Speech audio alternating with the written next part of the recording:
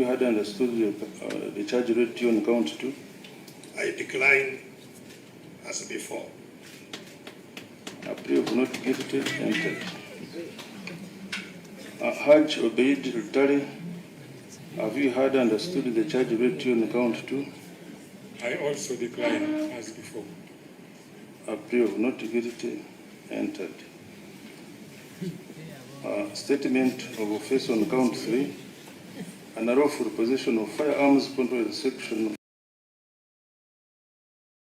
4, subsection 1 and 2 of the Firearms Act, Cap 320.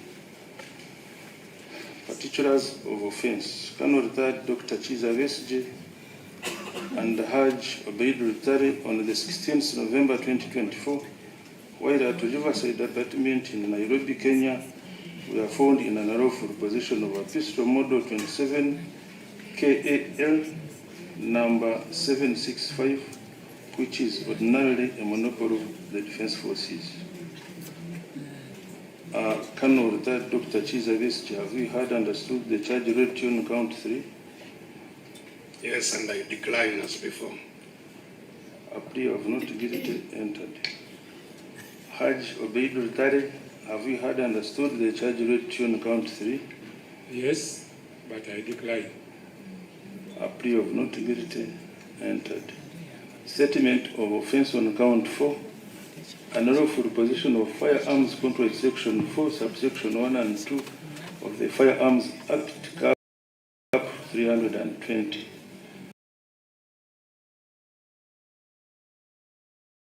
Particulars of offense.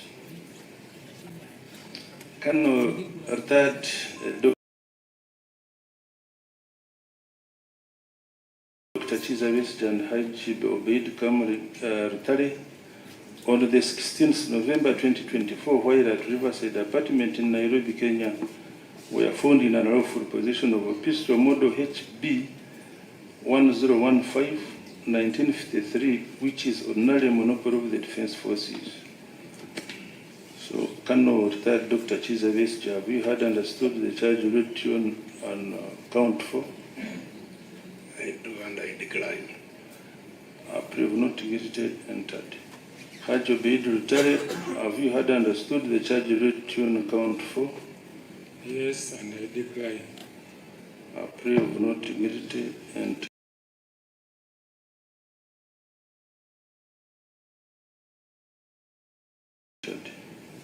A statement of offense on count 5. An unlawful possession of ammunition contrary to section 4, subsection 1 and 2 of the Firearms Act, Cap 320. Particulars of offense. Colonel Retired Dr. Kiiza Besigye and Hajj Obeid Rutare on the 16th November 2024, while at Riverside apartment in Nairobi, Kenya, were found in an unlawful possession of 08 rounds of live ammunition, which is ordinarily a monopoly of the Defense Forces. So, Colonel Retired Dr. Kiiza Besigye, have you had understood the charge read to you on count 5? As before. A plea of not guilty entered. Hajj Obeid Rutare, have you had understood the charge read to you on count 5? Yes, I decline. A plea of not guilty entered.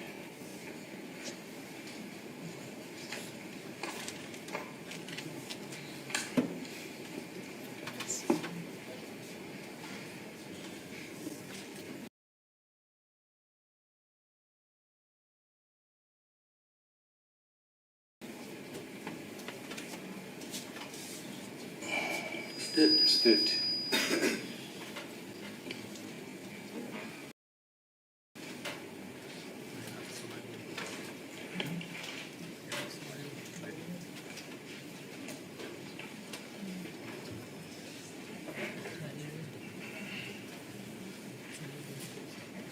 Right, that the case be adjourned to 3rd of February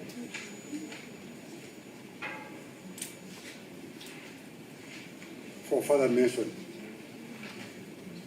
and the accused persons be committed to their respective detention centers.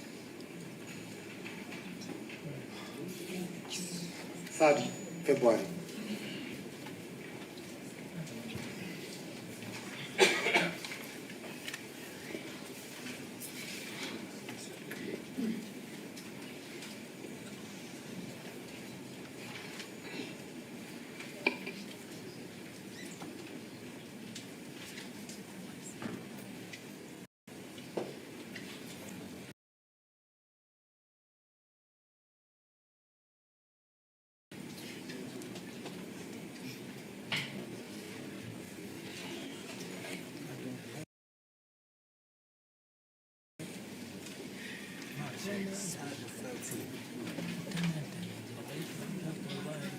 Mr. Chairman, with your permission. Thank you.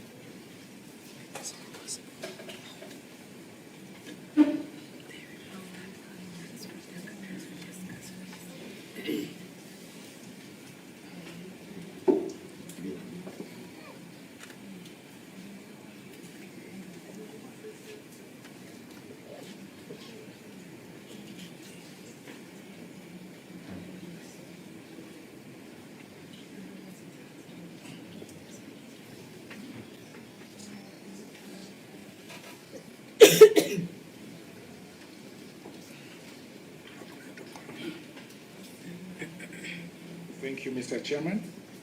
Mr. Chairman, two requests or applications. The first one is in respect to section 225, which my colleagues alluded to.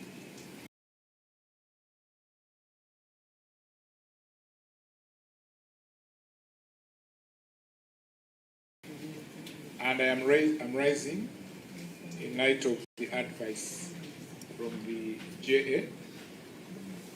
The JA took the view that the appeal or the right to appeal should not be exercised at the final stage, as I understood him. I hope I'm not misquoting him.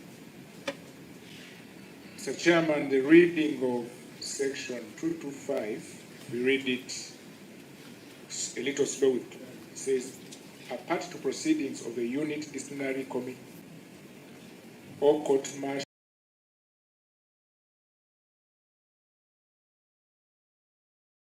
other than a field court martial who is not satisfied with its decision shall have a right to appeal to an appellate court on any or all of the following matters. Mr. Chairman, 2251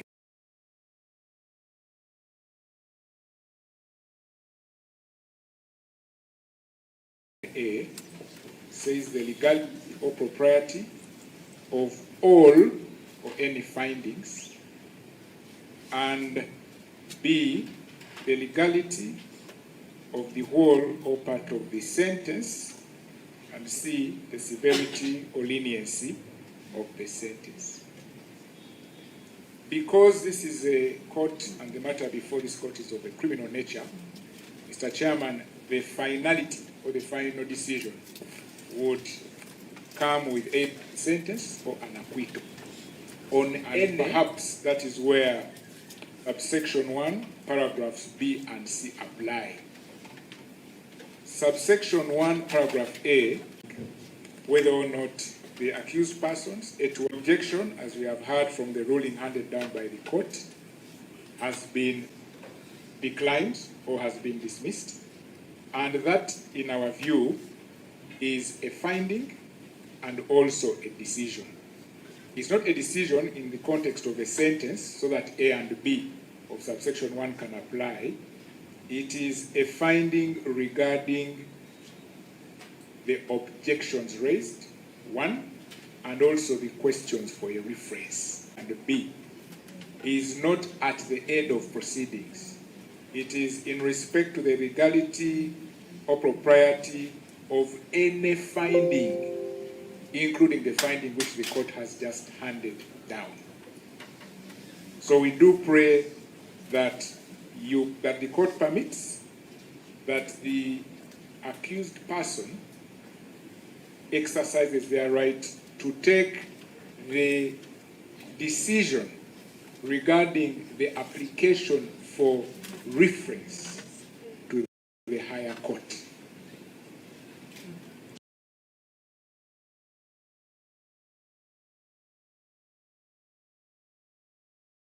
Two, Mr. Chairman, is that in exercising their right to appeal, and as the sections envisage, in sections 227, section 227, 1, 2, and 3 requires the filing of a notice of appeal and also a memorandum. The memorandum can only be produced because the memorandum states the grounds of appeal. We can only fine-tune them when we have obtained a record of the proceedings of what transpired in the submissions yesterday and today. The state has asked for up to 3rd of February. Today is the 14th. We have 17 days to end January.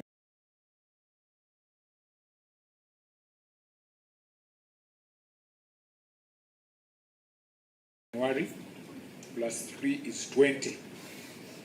We request the disciplined force to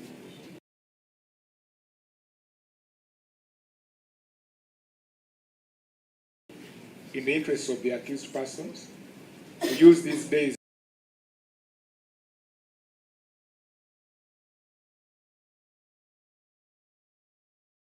to prepare a typed record of appeal which can be availed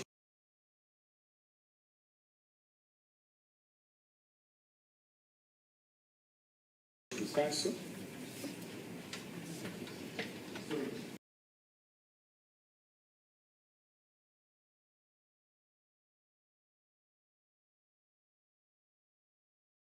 Record of proceedings which can be availed to counsel such that they can pursue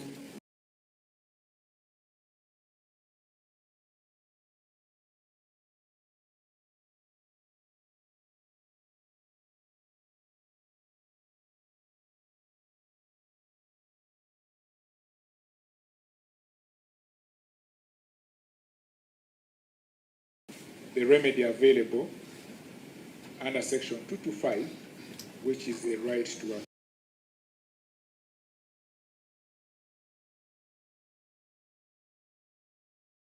appeal. Mr. Chairman, in the other courts,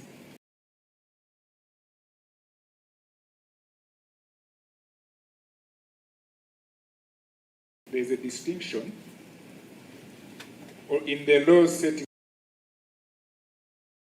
up the other courts, there's a distinction where a right of appeal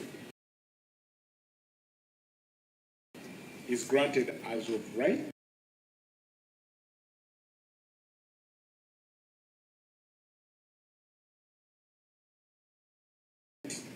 and where a right of appeal requires the court.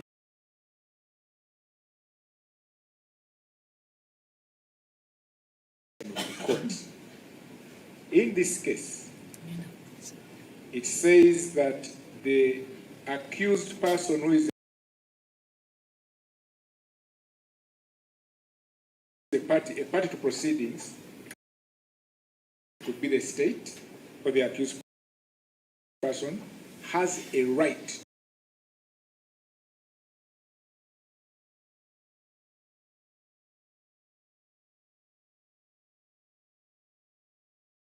to appeal. That right, therefore, is not based on the permission of the court. So we are not seeking leave of court to appeal. We are advising the court that the accused person has got the right to appeal